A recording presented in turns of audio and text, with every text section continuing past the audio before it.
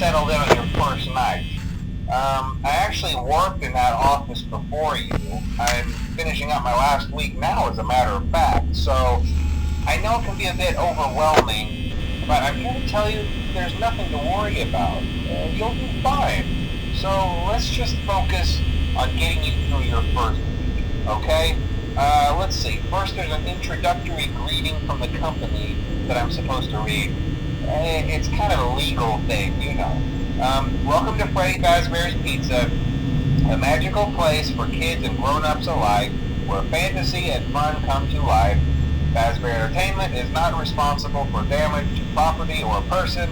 Upon discovering that damage or death has occurred, a missing person report will be filed within 90 days or as soon as property and premises have been thoroughly cleaned and bleached and the carpets have been replaced.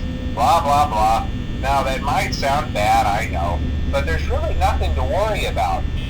The animatronic characters here do get a bit quirky at night, but do I blame them? No. If I were forced to sing those same stupid songs for 20 years and I never got a bath, I'd probably be a bit irritable at night too. So remember, these characters hold a special place in the hearts of children and we need to show them a little respect, right?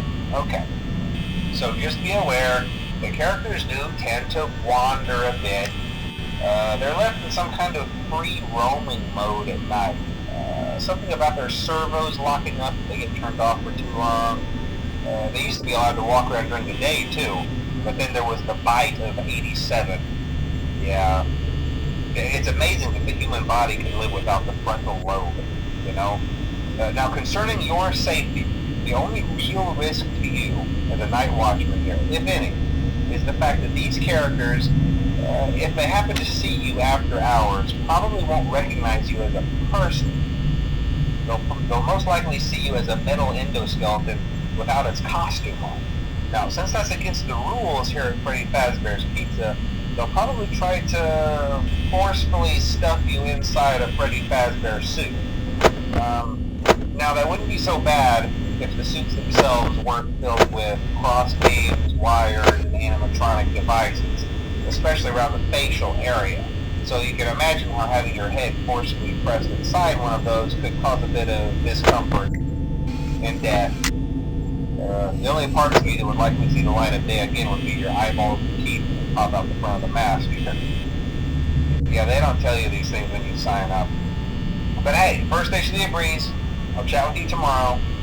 Check those cameras and remember to close the doors only if absolutely necessary. Gotta conserve power.